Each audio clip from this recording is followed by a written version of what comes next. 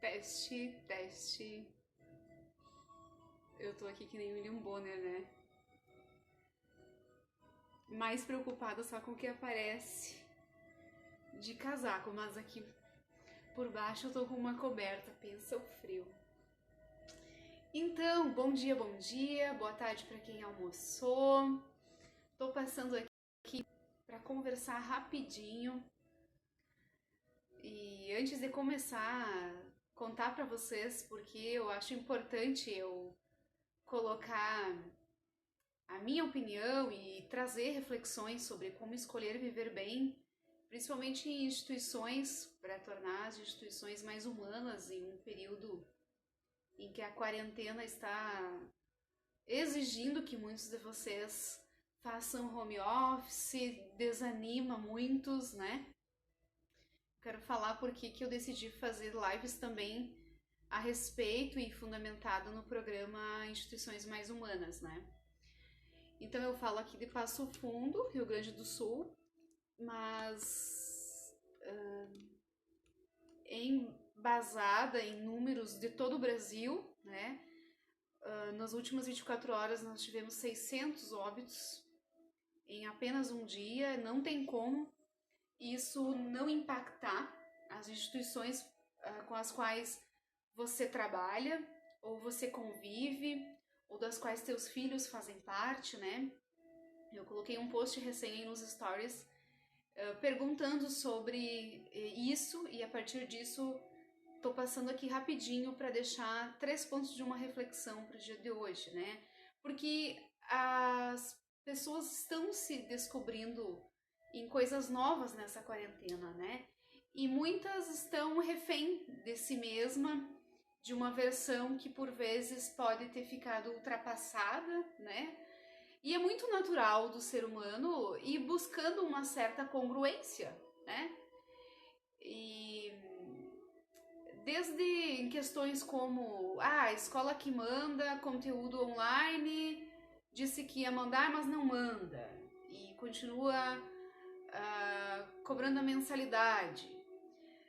Desde aquelas escolas que mandam, mas o conteúdo não está tendo nada a ver com o que o aluno que não para quieto ali na frente do computador precisa entender. Então, são famílias, são instituições, todas em função de novas leis, né?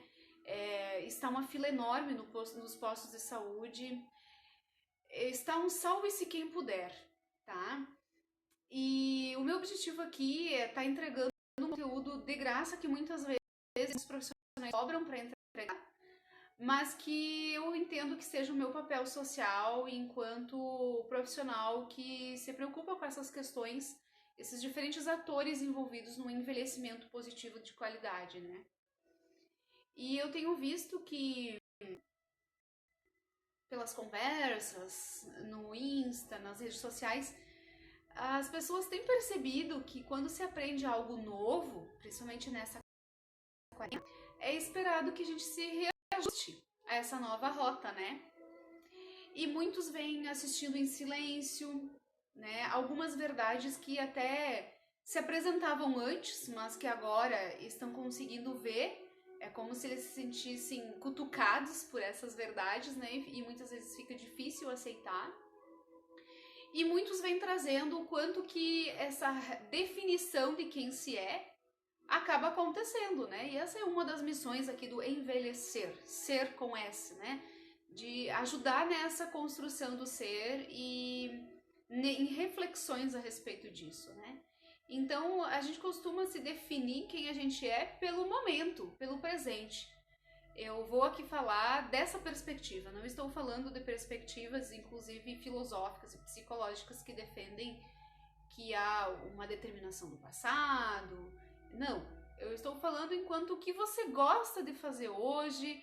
Olha, eu gosto de fazer coisas assim, eu sou assim, eu tenho um jeito de criar soluções desse jeito. Eu como esposa, como amiga, eu sou assim, né? E essa descrição de quem a gente é vai se atualizando conforme as experiências da gente. E experienciar a quarentena tem sido uma obrigação de mudança, ir se atualizando, tá? É uma época muito forte e intensa para se aprender coisas novas. É uma época de muita resiliência. E isso é progresso. Eu comparo muito a guerra biológica que a gente está vivendo agora com coisas que nossos antepassados viveram há tempos atrás. Por exemplo, nossos antepassados, quando escolheram vir para a América e deixar uma Europa, por exemplo, em fome, né? E muitos familiares não quiseram vir. E essas pessoas, nossos avós, tiveram que fazer essa escolha. E essa escolha muitas vezes nos salvou, por exemplo, de uma fome. Agora, mesmo que você tenha familiares que não queiram fazer escolhas como usar máscara, usar álcool gel, distanciar, você vai precisar fazer, sob risco de você ter que responder pelas consequências da tua escolha. Simples escolhas, né? E isso é progresso. E se eu tô contente, muito satisfeito e paro nisso, em como eu sou, eu começo a morrer, né? Então, viver é mudar, é progredir, né? Quantas pessoas que já estavam mortas antes da quarentena, né? Que não se questionavam, não simplesmente se estagnaram e se definiram assim: eu sou assim e pronto. Gabriela, eu sou assim, eu vou ser sempre assim, né? Viver é progredir, é crescer, é começar a contar uma contagem progressiva e não regressiva, né? E muitas pararam de se questionar o que era, o que as definia e bastaram naquilo, né? Então, parar de se questionar o que é certo, assim, o que é errado, não seria um início de morte? Porque se você vive sempre naquele paradigma de não, isso é certo, isso não é, isso é errado, isso pode, isso não pode, deixa eu encher aqui a cuia, né? Isso, de certa forma, eu acredito que já é uma espécie de morte, né? Então, quando se para, se morre. É dessa perspectiva que eu tô falando. E como prometido, eu tenho feito posts para ajudar vocês a terem reflexões nessa quarentena, principalmente para quem está isolado, para quem descobriu que tem o vírus e precisa ficar esses dias em casa para evitar contaminação, ou para quem está em distanciamento, né? Tem sintomas, mas não foi confirmado e está em distanciamento, precisa trabalhar, precisa estar em instituições que estão na batalha, no combate, né? E tem uma galera aí bem ovelha negra como eu, que pensa fora da caixa, que tá aproveitando bem esse momento, que tá conseguindo me trazer reflexões até importantes e muitos até colegas precisam me questionam, né? Escuta isso aí, não é para se fazer escuta em live. Não tô fazendo escuta, tô fazendo reflexões a partir de uma função social que eu tenho de oportunizar quem não consegue pagar e não tem oportunidade de fazer momentos para se trabalhar, para esse autoconhecimento de verdade, né? Deixa eu mexer mais um pouco aqui. Então, eu gostaria de trazer aqui para vocês 3 reflexões que atrapalham muito a autorrealização, principalmente nessa época de quarentena e quando se olha na TV e se vê assim, nossa, 600 mortes hoje, nas últimas 24 horas. Número 1, a gente não tem certeza de nada, tá? Qual que é as... Pare e pense. Isso tem a ver com o post que eu coloquei aí, por isso que vieram muitas respostas nesse sentido. Qual é a certeza que você já teve na tua vida e que agora não é mais uma certeza? Veio a pandemia, tu teve que se isolar, se distanciar e aquilo não é mais certo para ti. Te foi ensinado. E aí você acabou descobrindo que não se identifica mais com aquilo. Aquilo não te define mais. A certeza, ela acompanha ignorantes, né? Então, nós somos uma metamorfose ambulante. As coisas novas ajudam a explicar melhor o que se está sentindo. Nada é definitivo, principalmente em quem a gente se é, né? Então, muitos me contaram várias certezas que tinham quando eu coloquei esse post, né? Eu tinha certeza que os meus pais eram perfeitos, que eu era uma mãe perfeita, que os filhos têm que fazer faculdade para serem bem-sucedidos. Olha essa verdade, né? Eu que trabalho no mundo acadêmico vi que faculdade não garante nada. Ajuda, mas não garante sucesso. Que os mais velhos não devem ser questionados. Quantas verdades que abrindo mão a gente consegue ser quem a gente é, né? Que mais velhos contaram. Que amigos seriam de verdade. Quantas traíras e falcianas que você descobriu, né? Que estudar e se formar seria alguém na vida. Que tem... Essa é a melhor. Que tem idade certa pra tudo. Ai, ai, ai. Que o darwinismo era uma certeza, agora não é mais. Esse 2020 tem sido muito dinâmico, né? E essa galera da filosofia que gosta de filosofar, gosta de pensar, vai concordar comigo nessa ideia de não termos certeza de nada, né? Inclusive, para um dos meus familiares no grupo da família, ele disse, nossa, gente, 600 mortes, ou nossa, é muita morte, é muita confusão, o pessoal tá ficando louco. E se eu pensar demais, eu vou ficar louco. Nem vamos pensar muito. E eu disse, olha, a ideia é pensar. É pensar mais. É pensar. Então essa é a número 1. Não temos certeza de nada. Precisamos pensar. Número 2. Aquela explicação anterior que você tem da vida pode ser pequena. Eu tô falando assim, não em termos de certo ou errado, mas de pequena. Se você não busca novas referências para se comparar, para comparar, vai ser pequena em relação a quê? A quem? Né? Então, eu costumo chamar os cachorros da raça Pinscher de pulga gigante, né? Porque eu comparo ela com uma pulga. Mas se eu for comparar com o meu cachorro, o amiguinho, ele é porte pequeno, mas ele é um pouco maior do que o Pinscher, né? Então, aí que tá. Se eu paro de buscar essas referências... ou se entra numa caixinha, tá ferrado, né? Então, como é que é quando entra um idoso no ônibus que diz que tá indo no posto de saúde porque tá com gripe, sintomas de gripe? Como é que é o comportamento dos demais? Dentro de qual caixinha eles entram? Tendem a colocar esse idoso em qual caixinha? Em qual rótulo, né? E eu falo isso, deixa eu encher aqui, de novo mais uma cuia. Eu falo isso e vejo assim que não é culpa da gente, não é sua culpa se você já vê que tem essa tendência a colocar em um rótulo, né? Mas é da mente humana. A gente tende a separar, encaixotar, né? Classificar em raças, espécies, né? Mas a gente sabe o que custou a humanidade separar, por exemplo, a raça dos judeus, né? O que custou a quem seguiu o Hitler e buscou separar assim.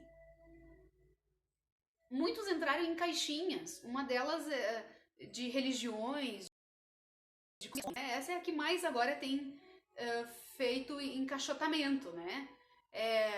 O quanto que... Não é por acaso que, inclusive, muitas lives de pastores e padres no domingo estão lotadas. Mas de que forma você tem procurado nessa quarentena usar mais a tua espiritualidade?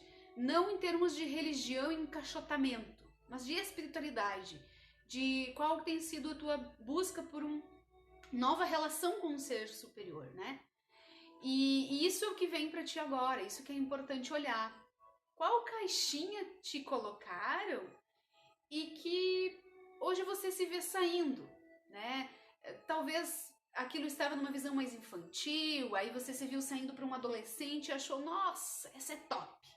Aí você se vê andando, descobrindo, aí descobriu na ciência muitas respostas que te satisfaziam mais, mas se vê buscando. Então, essa é a número 2. Aquela explicação anterior que você tem para a vida pode ser pequena. Tudo depende de em relação aqui. Aqui é que você vem usando como referência. Externa. Eu logo vou te contar uns caminhos para outros tipos de referência. Mas aí eu tô falando da referência externa. Elas estão mudando nessa quarentena. Preste atenção. E um ponto 3. que eu percebi nas nossas conversas em redes sociais. Você vem encontrando uma definição que te realize, tá? Então, não é criticando a visão do vizinho, que o vizinho escolheu. Ele escolheu não usar máscara. Mas se você continuar pesquisando, vai encontrar respostas até de mestrado, de doutorado, e todas vão ir te definindo por um tempo. É você quem decide, então, por quanto tempo tu quer dar poder a essa definição, tá? E tem que ser algo que te realize. Você também já pode ter visto que é um risco grande, né? Você se aprofundar. Podem te chamar de louco. Você pode ser uma ameaça para alguém. Pode ser um conhecimento que te traz muitas respostas, né? Respostas até que a gente nem enxergava antes. Isso é um abrir os olhos. Isso é ir atrás de coisas que mexem, que realmente tragam mudança, né? Vou encher de novo a cuia. E eu acho que é justamente o conhecimento que abre os olhos da gente. E o conhecimento em uma área da vida, com certeza vai mexer em outras áreas da tua vida, né? Então, se você buscar descobrir algo na tua vida profissional, técnica, já vai respingar em outras coisas, escolhas que você fazia, né?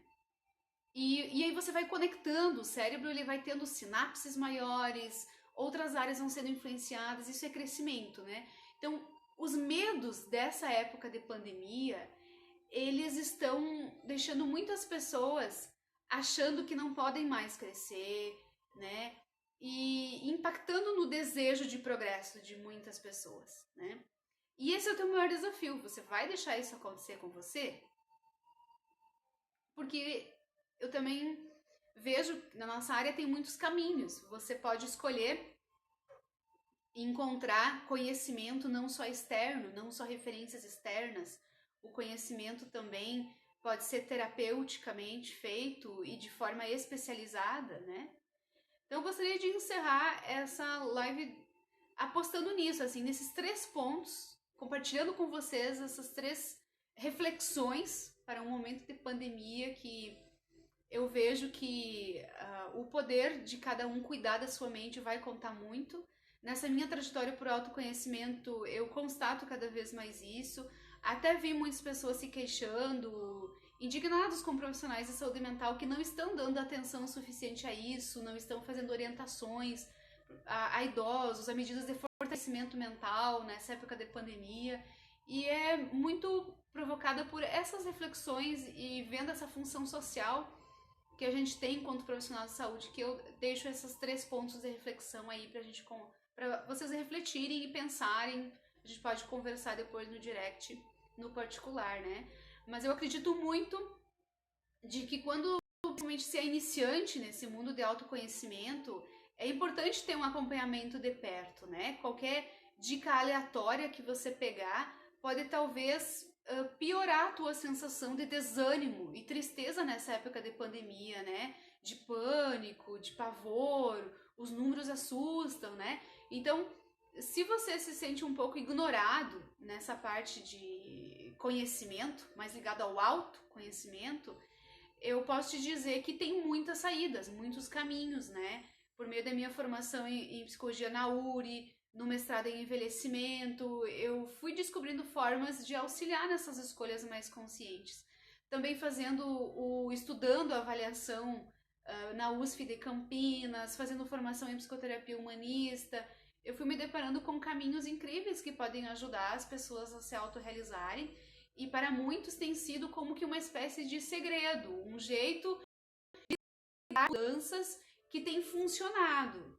Então, além dessas dicas que você vê e que fazem sentido para você, não são aleatórias, ou reflexões como essas 3 que eu coloquei aqui na live de hoje, você se sentir interessado em trabalhar mais esses valores, essas definições de teu ser em mudança, em metamorfose, fica aqui o meu convite para você ir até a bio desse Instagram do Envelhecer e clicar ali no link para receber mais informações direto no teu e-mail, tá? Deixa eu te mostrar como é que isso se faz. Você vem no perfil e...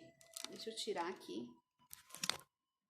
Você vem no perfil e clica nesse link aqui, tá?